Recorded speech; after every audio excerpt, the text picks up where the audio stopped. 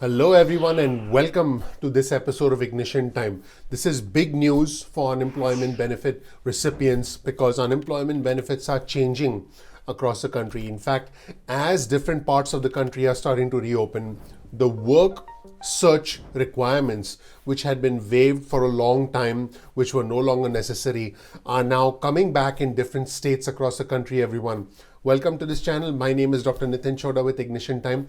Please click the like button, please subscribe and enable notifications if you're not a member of our growing community yet. Welcome to Ignition Time. This channel is about the country, the economy, as well as our money. Here's the headline of a new article on your screen from CNN, and you'll get all our resources in the description section below. Want to keep unemployment benefits? Many states are now requiring work search requirements. In other words, these requirements have now been reinstated. The fact that you need to be actively looking for work if you want to continue receiving unemployment benefits. Folks, as you certify for unemployment benefits, your state is going to now start requiring, not just asking, not just making it non-mandatory, but requiring that you are actively looking for work. Now, let's dig into some specific details about this because remember, every single state has its own guidelines when it comes to work search requirements. Now, new reporting suggests that some states are essentially cracking down on this. So as the economy is hiring and as things are opening back up,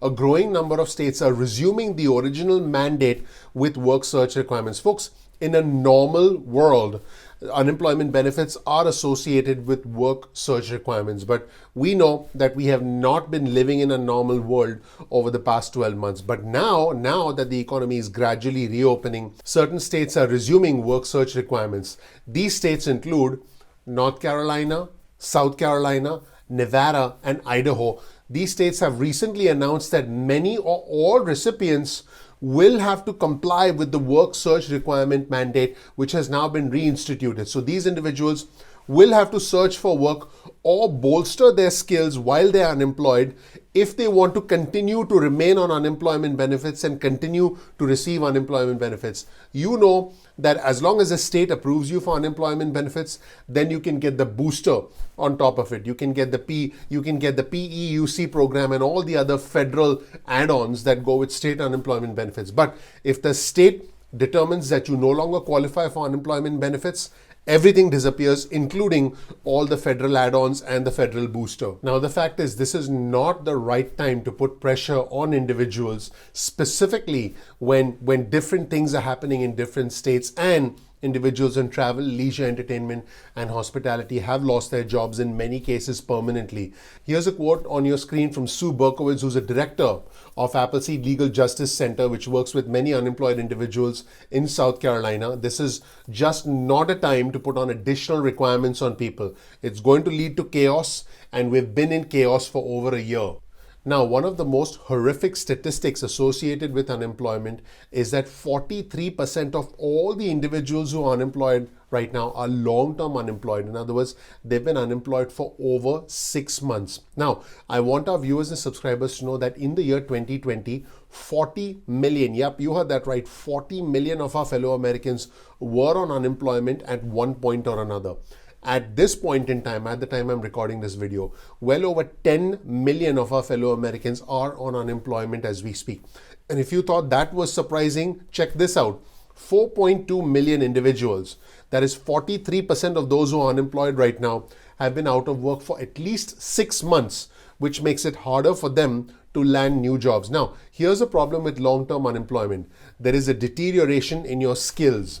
That's number one. Number two, there's a high likelihood that your employer shut down or essentially eliminated your job, which means you don't have a job to go back to. And the third problem is that you're more likely to say yes to a lower paying job that is not commensurate with your skills, and that could result in a deterioration in your skill level. Folks, the whole idea of being in the workforce, improving your skills, gaining more experience over time, is that over time your productivity increases and you become more valuable to your employer, or you become a more efficient manager of your own business. Whatever you choose to do, that's up to you.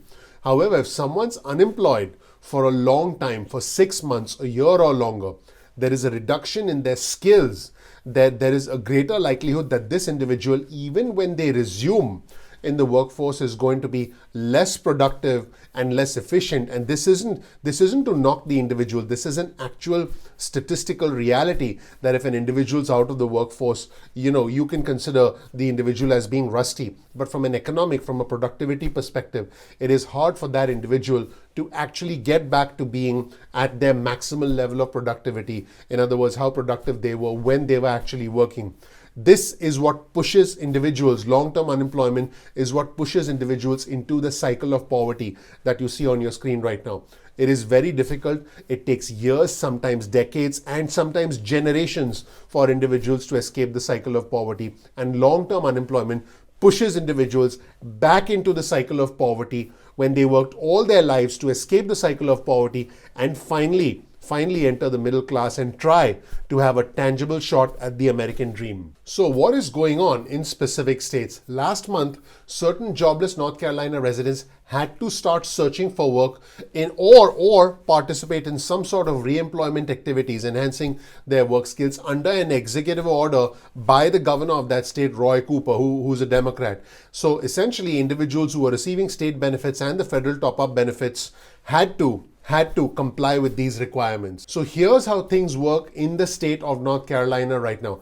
Up to 2 out of 3 weekly search contacts can be satisfied by taking skills courses, attending career fairs, online career fairs, or engaging in other activities that have been offered by the North Carolina Career Center or a partner group. Now, the unemployment rate in North Carolina is 5.7%.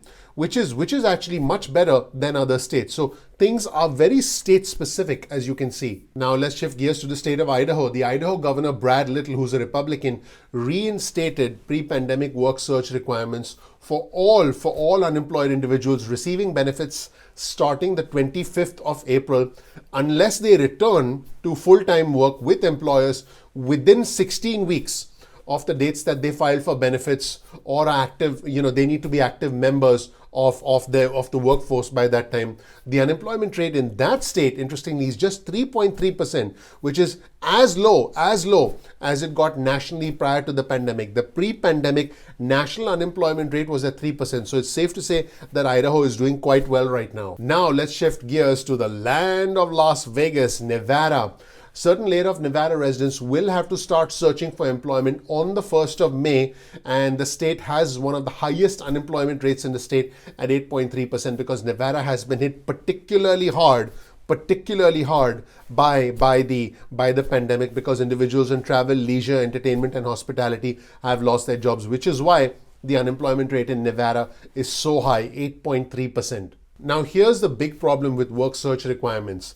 The unemployment agencies in each state, which are already overloaded, remember, they have to hand out the benefits, they have to deal with the extensions that were mandated as a result of the American Rescue Plan, they have to take care of the booster that goes out. Now, the unemployment agencies in specific states have to make sure that they check that individuals receiving unemployment benefits have satisfied work search requirements, which puts more pressure on the unemployment agencies. Here's a quote on your screen from Alexa Tapia, who's an unemployment insurance campaign coordinator for the National Employment Law Project. And she said, this will put more strain on already strained agencies. In other words, it's one more headache for state agencies to take care of when they are already completely overloaded and not able to keep up with all the workload that they have, providing unemployment benefits to the beneficiaries, the residents in that state. Here's another important reason why work search requirements may not work, and I'll quote directly from the CNN article. For others who are waiting to be called back to their jobs, the work search requirement may not be helpful for them or for employers who need people eager to work long term.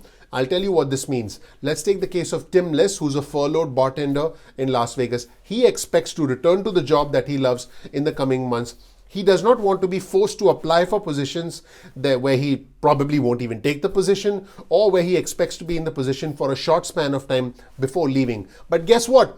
He has to do that because he has to comply with the work search requirement, which is coming up in Las Vegas and in Nevada. And he has no intention of actually taking those jobs, but he has to apply so that he can remain compliant, so that he can continue to receive unemployment benefits. So he's worried that he could take an opportunity away from someone who really needs the job to support themselves and their family. Here's a quote from Tim Liss. I'm sitting on my computer filling out applications for positions I don't intend to take. I'm not just wasting my time, but I'm wasting employers' time as well. Incredible. So that's an update on the new work search requirements that are gradually emerging across the country, posing unique challenges, not just for individuals who want to get back into the workforce, but also employers who may now get applications from people who aren't serious, and the impact on state unemployment agencies. Thank you so much for watching, everyone. Let me know what you think in the comment section below. I want you to know that I greatly appreciate you. My name is Dr. Nitin Chhoda with Ignition Time. Right here is some information about me. I appreciate you. Please click the like button. Please subscribe. Please enable notifications.